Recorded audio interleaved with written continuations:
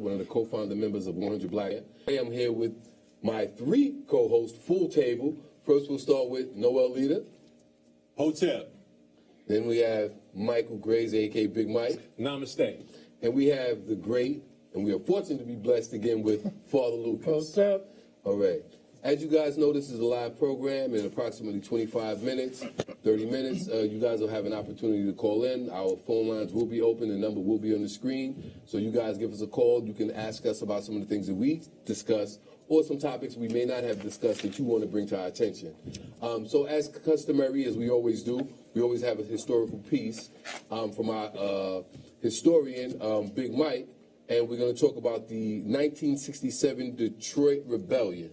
Mike. Yes, 50 years ago, the 1967 Detroit Rebellion started at an unlicensed nightclub. It was just an after-hour play where people socially met, and in this particular case, they met because 2 veterans had just returned home, all intact from Vietnam.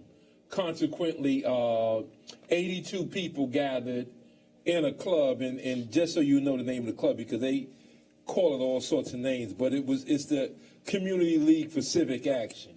They met up there, and that's on the 2nd floor of a large building. And they met there to greet each other and certainly to greet the returning GIs from a disastrous war where a lot of lives were lost, a lot of black lives were lost. So they were drinking and just having a basically good time, partying with each other. And unfortunately, what happened, the police decided to raid the place, even after being told that these are returning veterans in the room, and this party was set up for the returning veterans. It obviously didn't matter to them, and they decided to lock everybody up. And it took time to escort them down from the 2nd floor down to the street, and they didn't have the amount of transportation. Consequently, it took a few cars to come by to pick up all of those people, and during that time, the onlookers got very upset because they knew about the 2 individuals that made it back home to the United States, and that's what started off the so-called riot. It's actually rebellion because things were at a fever pitch already. The police abuse that had gone on for decades, it just really got to a level where this was the crescendo, and it just started on from there. The police claim, that a bottle was thrown when they picked up the last few people and took them to the police precinct, and that's what started the rebellion. Unfortunately, the president at that time was LBJ, and he called in the 82nd Airborne as well as the 101st Airborne, and these were people that was killing people ad nauseum in Vietnam, brought them in, and of course Romney, who was the governor, the father of Mitt Romney, he brought in all the police agencies in the state as well as the National Guard, and it was just a bloodbath. A lot of people were killed. Some say 43, some say 48, so they don't really have an exact number. The majority of them are black. 1 cop, 1 National Guard were killed in that process. But the cop was killed by friendly fire. That's just cops shooting so much that they shot each other. But it was real ugly, and we have a lot of people that were alive during that time, and certainly Father Lucas has family in Detroit, so I'm sure he's going to weigh in on this. So what happened was it was just a gentle, nice, festive situation that the police turned into an ugly situation by imposing their will on these people, and it got ugly, and that's ergo all of these forces from all over the country came in and just devastated the black community. Over a 5-day period, so many people were killed. Oh yeah, and one of the as if that's not unfortunate enough, but we have learned nothing since that particular incident. You would feel that somebody, during the aftermath of this horrific incident, would have said, listen, this was totally unnecessary. It should not have happened. Here you have a festive occasion. If the police agency wants to deem it illegal, an illegal gathering, an unlicensed premise, et cetera, there was definitely a better way to resolve that. But when it's in our community, this hostility that, appropriately defined by our members of our community as an over-aggressive relationship between police agencies and our community. This is just another example. But when Michael talks about how long ago it happens, nothing has changed today. I would interject and say that things have gotten worse. And the reason why they've gotten worse because there's a refusal of the administrations to acknowledge that there is definitely a problem. And the problem is that when these law enforcement agencies, their relationship with our community far too often than not is heavy-handedness. And Martin Luther King said something to the effect that rioting or these rebellions are the language of the ignored. That's right. When some people feel that they have no other way to express themselves when they're being treated unfairly, sometimes members of our community as well other communities act out. But the pinnacle point is we've learned nothing. Our community, the hostilities that exist between law enforcement agencies and their decisions and how they deal with members of our community in situations like this that should have been handled differently remains the same 2017. For Lucas? Well, the problem with that, in addition to what has been said, is that while they were talking about a license, a number of white folks had parties there without any problem, a question being asked about license. And I have to say, because I know some of the brothers who were in, quote, law enforcement ditched their uniforms and were part of that rebellion. Mm-hmm. Well, I would. Okay, I'm sorry. No, go ahead. Because really, I wanted to just press Noel and say to him, as a former supervisor, even if you were told and directed that there was this type of unusual gathering and that the possibility is there that they're drinking, what would you have done once they told you that these were veterans, just came home from Vietnam, of all places, 2 veterans that the community was honoring? Right. I would have told them that, listen, it's not customary for us to engage. I said, as Father Lucas stated, there's been other communities that had similar events at this. Stand down. Worst case scenario, we have some officers assigned outside to make sure everybody gets home safely. But there's no reason to intervene. These are American heroes. These are individuals who laid their lives on the line and was fortunate enough to come back home. I would have told my boys, stand down, I got this. It's not necessary. Well, one of the things we have to remember that there's duplicity when we talk about how they respond to the communities when it's a community of color and when they respond to communities that they feel that are similar or equal to their communities. So it doesn't surprise me when we talk about how things haven't changed. They haven't changed because our skin tone hasn't changed. The response to the people who are policing our communities haven't changed.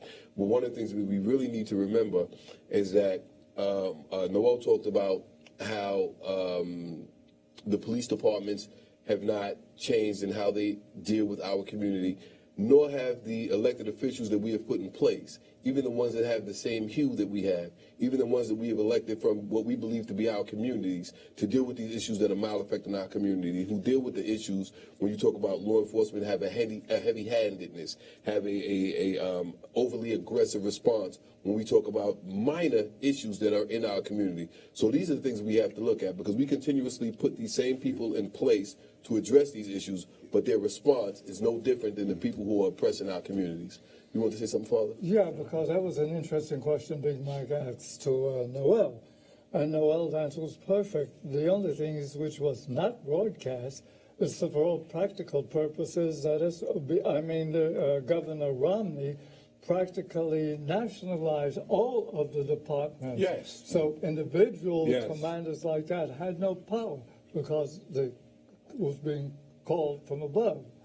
And that's one of the problems that you have to deal with, which the media did not expose. Well, I'm glad you said that, Father Lucas, because not only did Governor Romney call in not only the state police, not only the National Guard, he called in police officers from all over the entire state. Yeah. Whatever you can give, he wanted them there in Detroit. But I think equally as dangerous is for President Johnson to call in the 82nd Airborne. Yeah. These are cold-blooded killers that don't play. They don't talk. They don't ask you anything. They take you out.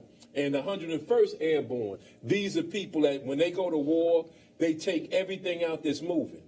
And to bring them in, certainly in this era of diplomacy, you could do something better than that before you bring in the killers. There was no mandate. It's not like cops were being killed. It's not like white folks were being killed because they don't care if black folks kill each other. So there was no mandate. No white person, no white women were being raped. So there was no need to get, as you characterize it, politely, heavy-handed. It was more than, it was vicious. So to have the 82nd Airborne and the 101st Airborne, and they always bring up the Posada, whatever Latin word for the military, not allowed to operate within the borders of the United States. It always goes out the window when it comes to us because they operate extremely effectively when it comes to black folks. That's military intelligence as well as the guys who take people out. And for about the last 30 years, they hit a new low until the gentrification is now beginning to take root, that the police simply ignored the black community. You call somebody shot and murdered, and the police don't show up. They cared even less. Right. And with that, we have an update on some of the police killings that have happened recently. Michael, I know we were talking about 4 particular cases. Yes. That we wanted to discuss. Well, I'll just run them down, and whoever wants to chime in can chime in. Just want to say, because people are asking about it in the community, so let me just say that police officer Ray Tensing, the Cincinnati police officer who killed Samuel DuBose, they've had 2 deadlock juries, and the DA, Joe Dieters, has decided to give up. He's given up on trying a 3rd time. Yanis Geronimo, who was acquitted in killing Philando Castile, has been asked to leave. It's a voluntary separation agreement. He was not fired. Consequently, he can go to another police department. He received $48,500 buyout. The city paid him to sign that agreement, and he gets an additional $21,000 for 600 hours of personal leave time that he had accrued. So he leaves with over $70,000, and he wasn't fired. And that's after killing Philando Castile 7 rounds inside of 4 seconds once he told him that he's carrying a personal firearm. And real quickly, police officer Betty Shelby, the white woman that killed Terrence Crutcher right there in the middle of a highway. And none of these, mind you, by the way, are in the commission of a crime. Right. Nobody was committing a crime at that time. And Betty Shelby, who killed Terrence Crutcher, she was acquitted 2 months ago. She just resigned. So I guess that was a part of the deal with the FOP/police department, that we're going to go all out to bat for you. But after the dust settles, just resign, walk away. So she resigned. And the last update is the ex-cop Shannon Kepler, who went through 3 jury trials, not 2 like in the other case with DuBose. This 3 deadlocks on a cop who killed his daughter's boyfriend. This is a white cop who found out that his daughter was going with a black man, a young guy, 19 years old, who was dating his daughter. So he was introducing himself. In the process of introducing himself, she was using a weapon and outright right on the spot. They've had 3 trials, and this is in Tulsa, Oklahoma, Shelby, and they can't get a conviction. You can't get a conviction in Tulsa, Oklahoma, even when the daughter admits he didn't have a weapon. The investigators right there who came to the house responded, said there was no weapon, but the cop said he feared for his life. What he feared was he just could not countenance the idea of a black man on top of his daughter, having sex with his daughter, and so he killed him outright. And three deadlocked juries can't find this man guilty. And this is this is symptomatic of why although some people boast about the jury system that this country has, it is flaws in it because people come in with their personal prejudices, including district attorneys and including judges. Right. And the horrific thing about the first three cases that you mentioned, many of these cases, these shootings, these murders were captured on film. As you stated, the African American involved was not engaged in any criminality whatsoever. And yet these officers are deemed to be, not guilty. And it just shows that the role that police officer plays in this society, white America established these institutions, they plays a very significant role in maintaining the status quo. So white America understands the importance of making certain that these police officers feel that we got your back. No matter what you do, no matter if it's captured on film, unless you do something that's totally out of sync, like what happened with Admiral Nuema, we're going to give you some either direct support or some pseudo underlying support.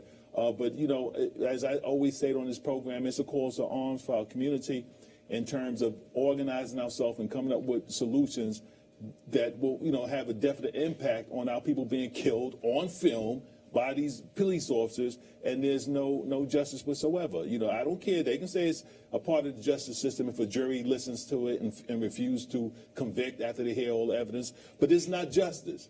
It's not a justice system. It's a system, but you can't call it justice if you have jurists who just don't care what the proof is, what the evidence is. They just refuse to indict these police officers. That's not justice. So we have to come up with alternatives, and movements such as the Black Lives Matter, it should really be the homosexual community matter, needs to be pointed outed by our community because they, with all of the monies, the millions, hundreds of millions of dollars that they receive, they've called for no economic sanctions with companies and organizations that support the FOP, which supports a lot of these officers. And, we just can't allow to sit back, and this is what we're doing. We sit back and just watch it happen one at a time, this person, that person, this state, that state, this region, that region. It's, we have to have a breaking point where it says it's no longer going to be acceptable. Father. Maybe this is the time to bring up the O'Neill, Right. Police Commissioner O'Neill, at the funeral of this young Familia officer, when he spoke right until he came to the point where he started to say, and we knew what the implication was, Black Lives Matter. Where is the outrage over this killing? And of course, the answer is right in front of him, but he didn't want to deal with it. The deranged young man who killed Officer Familia was executed on the spot. Mm-hmm. He didn't go through no trial. As these three cases that Big Mike and Noel brought up, here you had, and you take the case of Eric Gardner, I can't breathe, I can't breathe. Mm-hmm. Folks in television see a murder committed by a criminal cop. And the grand jury did not bring back an indictment. Most of these cases, they're not even indicted. Well, of course, to say the grand jury did not bring back an indictment is crap. What you should be saying is the DA did not want an indictment. Right. Because if the DA wanted an indictment, he would have gotten it.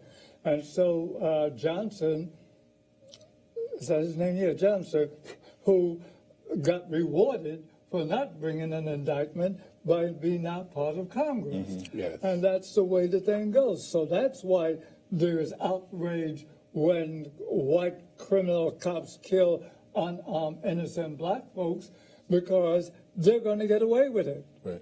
And you could have all of these nice little basketball games with cops in the neighborhood and so forth with young black kids and all of these kumbaya lunches and dinners, but nothing's going to be changed until these criminals are held accountable and punished. Right. Some folks think that being fired, which is very rare because they're allowed to resign, but if I went out and killed somebody in cold-blooded murder, My punishment is not going to be I lost my job. My punishment is going to be up the river for 25 to life. Right. Without parole.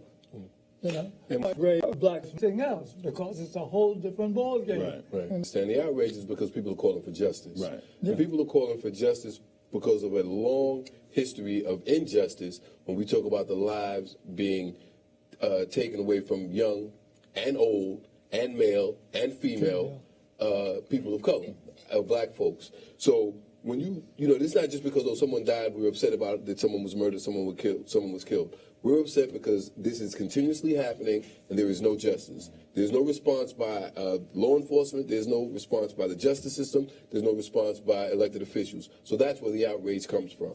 So when you start talking about the statement that was made by the police commissioner, it was inappropriate because it didn't fit into the scale of the outrage that's being brought forth by the communities when we talk about no justice. You got it, Noel? Yeah, but Hold on, Mike. I'm sorry. What were you going to say, Noel? Yeah, and then, you know, when they talk about the outrage, or when New York City Police Commissioner O'Neill said, where's outrage? It was outrage. Community was upset that a young police officer lost a life. But, you know, our community, as well as other individuals, they don't critique law enforcement when they're engaged in a battle with a criminal. Like if somebody robs a bank or somebody murders somebody he's run or shooting at cops, there's rarely that I know of any protests, any community anger. We're talking about these instances when it's involved in individuals not engaged in criminality, you know, and the police officer overacted, resulting in the death of a person, or when they're over aggressive in the attempt to make an arrest of a nonviolent person and they uses deadly physical force, unnecessary force. So that's when the community is angry. Police shoot people many other times where you don't even hear about it because when the community hears about it, they say it's justified. So when Anil talks about where's his anger when police officers murder innocent members of our community? He never manifests any anger. So that's a hypocritical comment coming from him. Yeah. Mike? Yeah, well, I would say that I concur with what Father Lucas said. The reason why he didn't see physical anger, whether it translated into in the street protests or radio commentary or TV commentary, is because the person was killed literally down the block from where it happened. So that person is no more. There was a great outpouring, not in the form of anger, but in the form of sympathy for this woman, a mother of three, to lose her life. Yes. The sympathy was there. For him to say he wanted anger, it was not anger, it was real sympathy. I mean, legit sympathy, not only from black men, black women, all sympathized, especially after the fact, after they heard of how good a person she was. Not only was she a good cop, she was such a great person. And when you heard those personal testimonies from people on her block that talked about her character, there was a lot of sympathy for her. So he's out of order to even say that. And there's a lot of just misdirected anger, for lack of a better term, from law enforcement when they talk about how the community responds when a police officer is either assaulted, injured, killed. People really generally support the police in the efforts that they put forth. But you have to understand that there's going to be a position when police officers are in violation of what their mandate is as law enforcement officers. So the community does have a right to say, listen, this is not a good cop. We have to deal with that particular cop. The attack isn't on the total entity of the police department. It's on when you have a member of the police department who is in violation of the law and the mandate exists for that department. Well, just take for Baltimore, for example. They just got video footage of 3 cops planting heroin. Right. In plain sight, and it came from their own body cam. Isn't that something? I mean, you don't even know your own body cam is on, and that's why so many officers really resist using it, because they get the footage from your own body cam. Nobody even knows. A public defender looks at the evidence and discovers it. Now, this goes back to January. But he's trying to defend, for a change, you got a public defender that's really trying to fight this because the client is insisting that the drugs were planted. And so he reviews all the evidence, and lo and behold, he finds the footage. Now, you would think that that police brass would be happy that that they can clean out bad cops. The police commissioner of Baltimore turns around and say, well, let's not move too fast because maybe the police officers were just recreating it for the camera. I mean, come on. I mean, can you, I mean, you can't, like Noel, that's saying, he says, you can't make this up. The police commissioner is backing dirty cops. The mayor is black, and she does some good programming from what I've heard from her. But at least District Attorney Mosby, she said she's going to investigate. Now, she's the one that got all that heat for, going after 6 cops. She's going to investigate, and she said she's going to look at the last 100 cases that these 3 police officers have been involved in. And, there's a possibility that some of these guys might get overturned because they have that history of being dirty. And, I'm sorry, Father. Go ahead. I'm sorry. Michael just made a very significant point. There was 3 officers there. There was 3 officers that observed him, plant the heroin.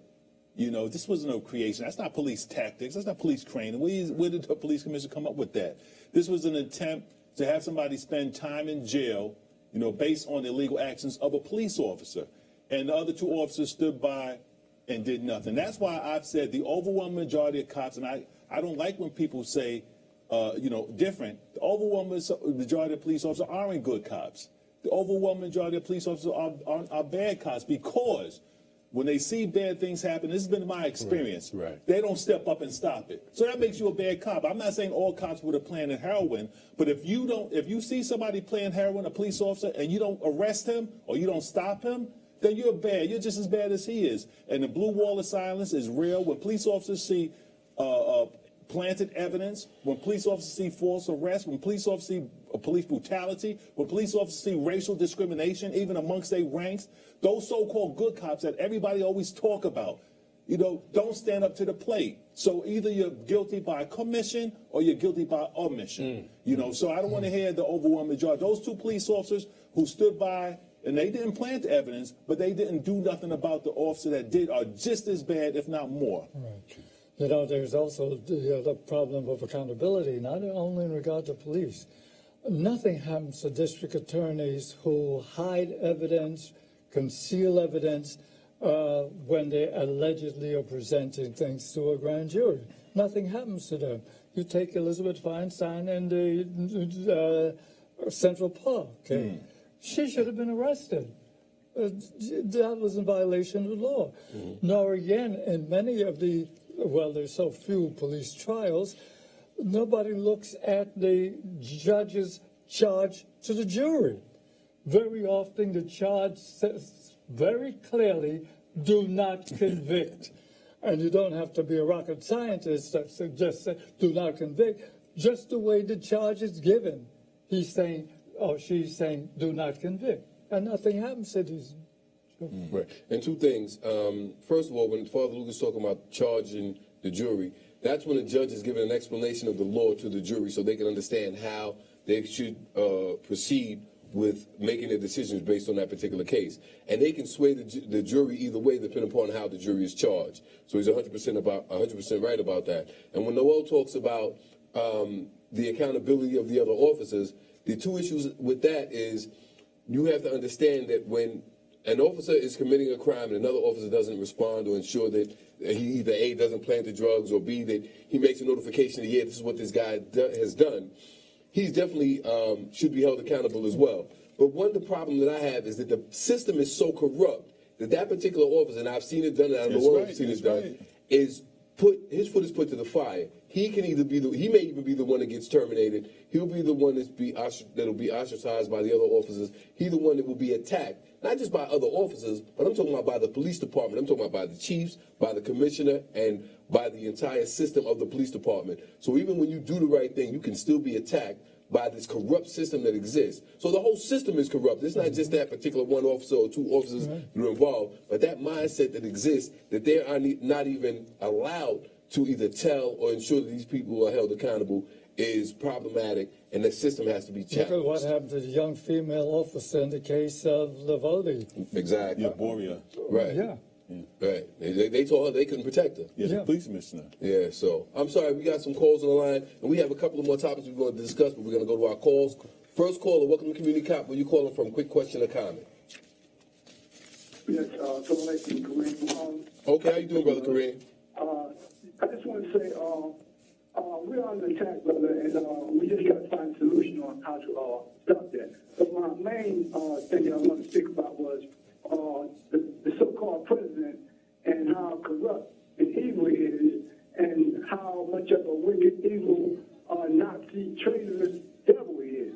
And why does white people sit back, and black people, and allow him to keep making up all these lies all the time, and they don't do nothing about it? I just wonder if y'all brothers would speak on that issue, and according to what's going on as far as the health bill, all that is concerned.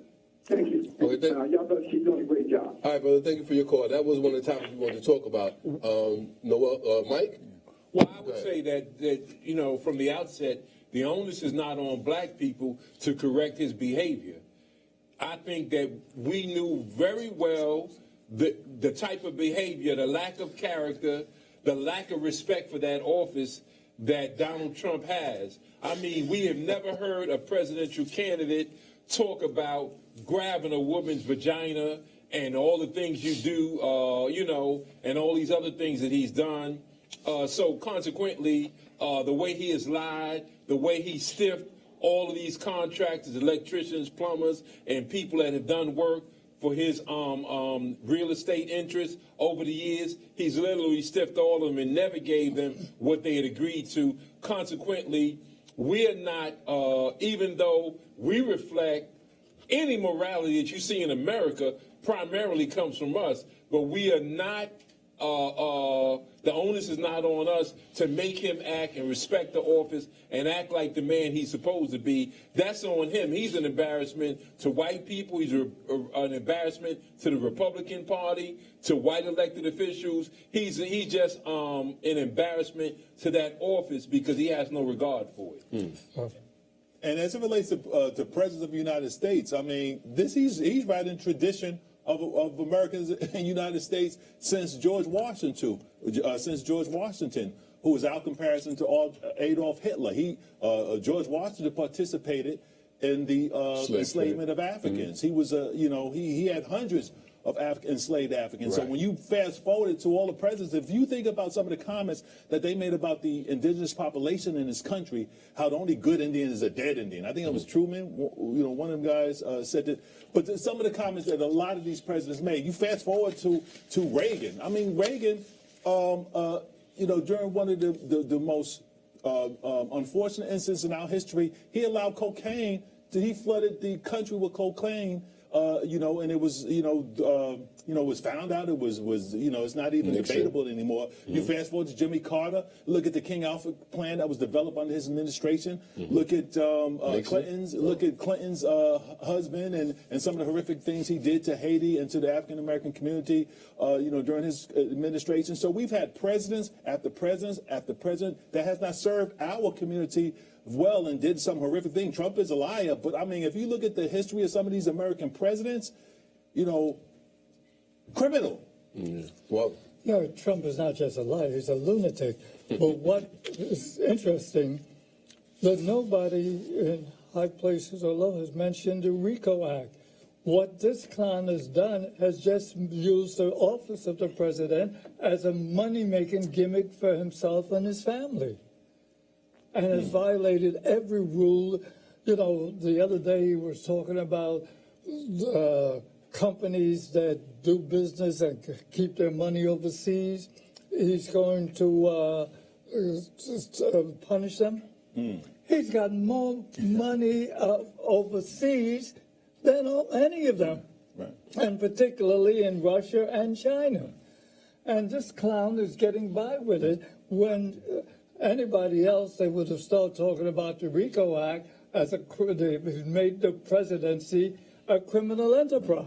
And Julian, it's good that you said Nixon when I was going on my roll call of presidents, right. because he declared war on the black community. Yes, you know, sir. it came out afterwards that he declared war on the black community. So, you know, Donald Trump, if the worst thing he does is lie and hide his money, we have some presidents in this country, and you told white people like revisionist history because they like to deny you know, some of the stuff that emanated out of the mouth and some of the activity that these presidents had engaged in. Some of the most criminal, diabolical activities, haven't said that word in a while, commenced by former presidents. So Trump is right in line. It's tradition. Well, just one thing, Noel, and just in case anybody's saying that Noel is saying something ridiculous, he didn't call it a war against the black community to stabilize the black community. He called it a war on drugs.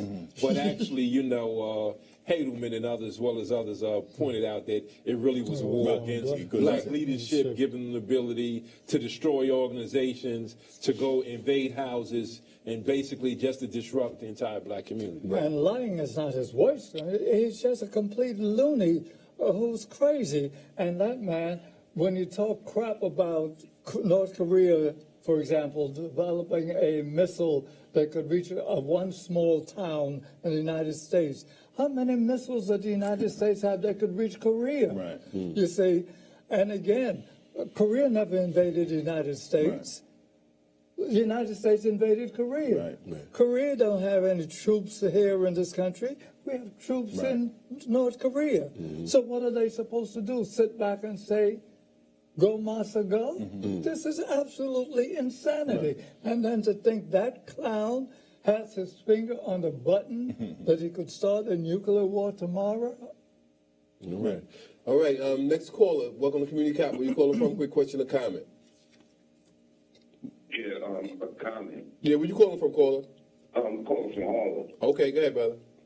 I just wanted to say this. You know, in the conscious community, we have a bad habit of, like, every time you try to do something, we basically, like, brush it off, but been there, done that, or that. And in regards to Trump, true, a lot of presidents have basically been like him. The only difference was they were basically morally obligated to at least keep that on the low. And now Trump is basically making it wherein you got these white folks even verbally or physically attacking black and brown folk on the strength of this cat because he's making it all right to be like that again. And the sad thing about it, a lot of black folks don't realize that since the day after Obama's election and whatnot, these people have been stockpiling weapons and whatnot, and we're still fighting over and the next speaker who's a legitimate speaker and all these other things. Well, these people are getting ready to put us back in chains and whatnot. You know what I'm saying? And it's like, yo, I don't know what's going on, but it's like, as much as I love this show, it just is mind-boggling to think that basically the same topics that I've been listening to when I first watched the show is the same topics I still hear.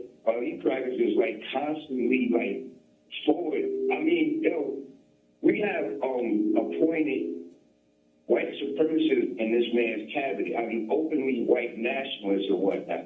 I mean, Obama couldn't even sit on a sermon with Reverend Wright without being labeled a racist. But when Trump does it and whatnot, all of a sudden now they have to have like hour shows talking about is he a racist and whatnot. There's no debate there. He's a racist and whatnot. And black folks need to start acting accordingly and stop acting like, oh, this will pass too. It's not going to pass. This is real. Y'all brothers stay up. All right. All right, thank Likewise, you, brother. Thank you. You know, and it's unfortunate that sometimes we become callous to some of these things that are happening in our community, that we become so callous that our response isn't one that elevates as the amount of pressure on our community elevates. But thank you for your call, brother. Next caller, welcome to Community Cop. Where you calling from? Quick question or comment? Good evening, gentlemen. All right, good evening. Good evening. Listen, first of all, black people are cheering that O.J. Simpson is getting out of jail. As black people, we should not be cheering O.J. Simpson's freedom while George Zimmerman is still running around loose. George Zimmerman and O.J. Simpson have one thing in common. They're both arrogant, narcissistic, have no respect for women, have no respect for the law. Second, Donald Trump has again refused a meeting with the NAACP. And And what the hell does the African American lazy, not liaison, lazy Omarosa, what the hell is she doing? Donald Trump said to the black community in a campaign speech, black people, what do you have to lose? Your schools are no good and you have no jobs. Well, what has he done to improve those conditions in the black community? Absolutely nothing. White supremacist, racist people put Donald Trump in office because they were sick of 8 years of Barack Obama. And I think that his whole family should be packed up and given one-way tickets to Russia, since Donald Trump loves Russia so much. And if they set foot on United States soil, they should be shot on sight, no questions asked. Thank you, gentlemen. Hold on, Mike, hold on. Thank you for your call, caller. Father Lucas, go ahead. Yeah, there are two things. I disagree with that comparison between O.J. and Zimmerman. Zimmerman was an out-and-out killer who got by with it. There is no proof of O.J. murdering anybody. If you watch and consider that trial, it would be impossible to convict him under those circumstances of that trial if you had listened to it. Secondly, it shows the depravity of the parole system. The parole system is supposed to be considering the behavior of an incarcerated individual while they were incarcerated. Even the two who voted for his parole in order to grant play began talking about the terrible crime that he committed. The crime doesn't change. That is not the preview of the parole commission. The crime remains the same. It's the behavior while in jail that should count. And anytime they start mentioning the crime, you know that you're dealing with a violation of their own laws and regulations. They should not be dealing with the original crime. And his crime had nothing to comparison with Zimmerman. He did a stupid thing in order to regain his own possessions. You see, he wasn't stealing anything. He wanted to get what belonged to him. There were other ways of doing that, but he went in allegedly with a gun, or at least people with him with a gun. That's not the same as Zimmerman. So to make those kind of comparisons, I think is really unfounded. Mike? Well, certainly there's no comparison. I think you can juxtapose some other people, but, you know, from the outset, the president, I mean, people are calling him crazy and all these other things. This is what he's under a mandate from white people to undo 8 years of President Obama. So you might look at the things that he's doing as crazy, but his mission is to undo everything, irrespective of how good it is. Things he did with Affordable Care Act and other things, he's just definitely going to reverse it. President Obama took away that forfeiture assessment thing where police officers can stop you on the road, take your assets, and keep them, whether you're guilty or not. Yeah, it's crazy. And Jeff Sessions, Attorney General Jeff Sessions, that's one of the first things he implemented when he got in office as the Attorney General, is to allow police departments all over the country to implement that asset, forfeiture mandates that they have going all over. And then you have to remember that President Trump prides himself of being Jacksonian. So the comparisons, which are pretty obvious, by the way, they compare him to Andrew Jackson. He not only is noted for being a white supremacist extraordinaire, hates everything black, hates everything Native American, and killed Native Americans ad nauseum. And when he implemented the Indian Removal Act and the Supreme Court told him you cannot do that legally. You cannot take and uproot all these Native Americans on the East Coast and remove all of them all the way to Oklahoma. He told the Supreme Court, I have regiments under my orders.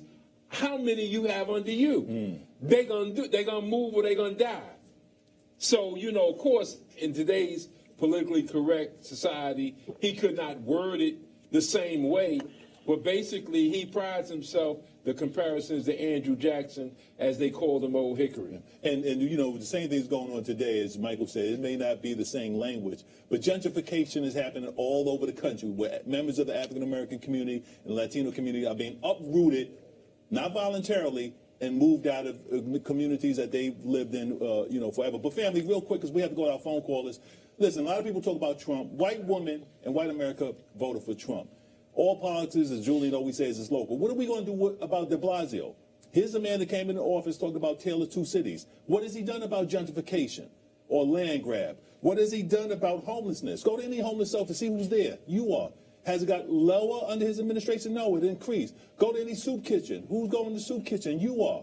You know, the disparity between black and white income has it improved under his administration. But yet, many of you are going to vote for him back in office. Practically all the black politicians support him. Look at your commissioners of the highest agencies, Board of Education, police, et cetera, et cetera. You know, it's all white, lily white. But you're going to support this man. So as we critique Donald Trump, and we should keep our eye on him, but last time I checked, New York City was over 65% black and Latino. What are we going to do about de Blasio? Nothing. All right, next caller. Welcome to Community Cop. Where you calling from? Quick question or comment. Next caller, you on the air? Hello? Yeah, go ahead, caller. You on the air. Where you calling from? Brooklyn. All right, go ahead. Yeah, I don't know. Trump might be bad, but he sent us into an illegal war in Iraq. Millions of people died over there in Iraq. And I just was wondering if you thought, any of you thought O.J. was innocent or guilty. Well, the court said that he was innocent. He was acquitted of all criminal charges in the 95 case. So it doesn't matter what we think. He was acquitted of all the double homicide. He was acquitted. But the thing is, I don't know whether he actually did it or not, but I know George Zimmerman killed a teenager for nothing. That part I do know. I know Pantaleo killed a black man for absolutely nothing. I know that a police officer killed Rekia Boyd for nothing. I know that Slager killed a black man running away from him, and Zimmerman was attacked. And then cowardly pled guilty to federal charges. Pardon me? Zimmerman was being killed attacked. a black man. He was running away from him. I don't have to argue with you. We could just look at the videotape. The man was running away from Slager when Slager started pumping rounds in his back. No, That's Zimmerman. a fact. Now, he was talking about George Zimmerman. What about Zimmerman? Zimmerman was in defense. Really? What? Okay, if he was in defense, as he claims that he was being pummeled and that he was that he was under an attack, then why, when he shot up and put rounds in his chest, why was no blood on him? Damn it, let's be for real. I see. Now you're not talking to the Sanford police officers. You're not talking to them. I'll ask you the facts. If he shot upward into his chest, why wasn't there a ton of blood on his body? It was none. He's lying about the whole thing. Wait a minute. How could he be in defense when he followed this young man?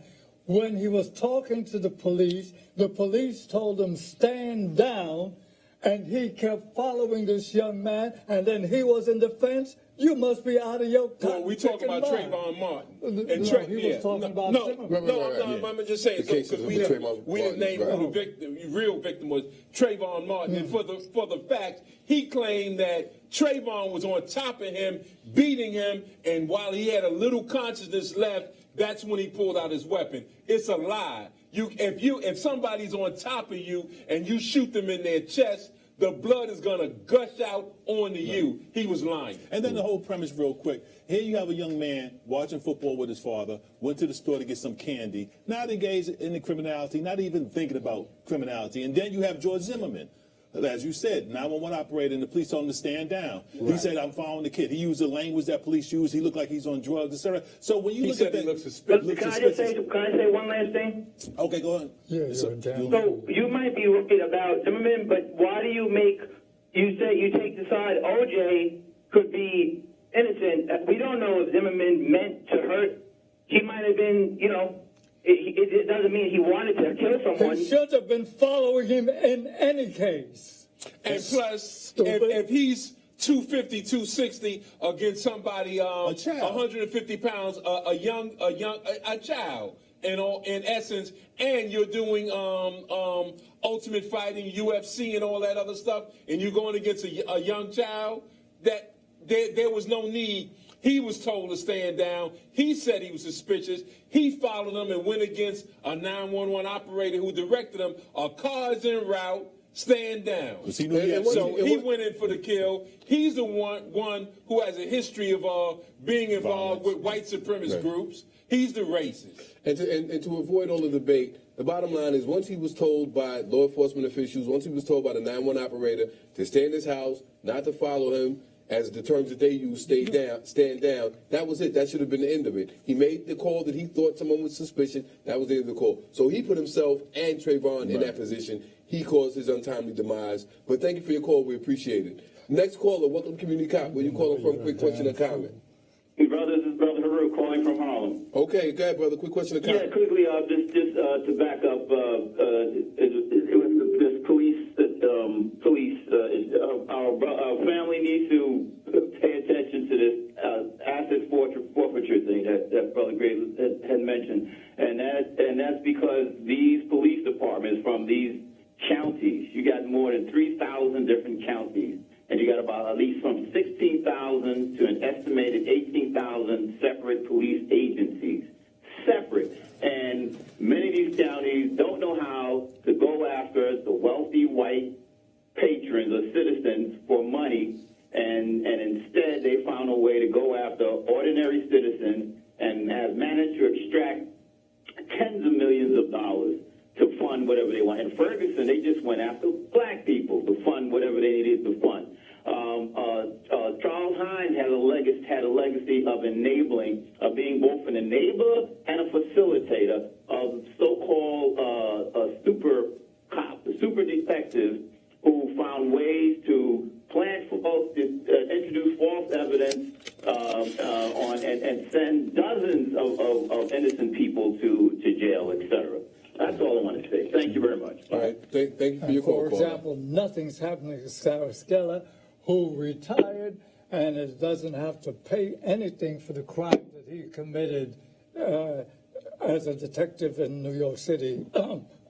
Finest. And the more horrific thing about the Department of Justice head, he can forfeit people's property before they were even found guilty. Yeah. That's one of the most horrific, unfair. I mean, you have even individuals in the Congress and the Senate say that this is ludicrous, but he doesn't care. Mm-hmm. Even before people are being found guilty, he's sequestering their property and taking it and say, listen, 4 or 5 years down the line, fight to get it back. Right.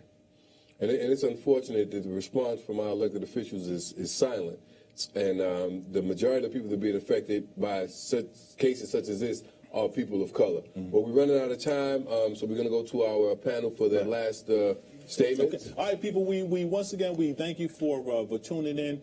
The importance of this program is because all those things that we talk about in terms of the underlying current being white supremacy, there's a nexus. And a lot of our people don't see it. So the critique we give on these stories, and we bombard our people with this information, just like our people are being bombarded with misinformation. That's the significance of Community Cop. We critique these instances, and we show you the nexus, the connection between all of it. So, knowledge is the base of everything. But Little More, I love you. Lenny Lou and Kitty Cat, mwah.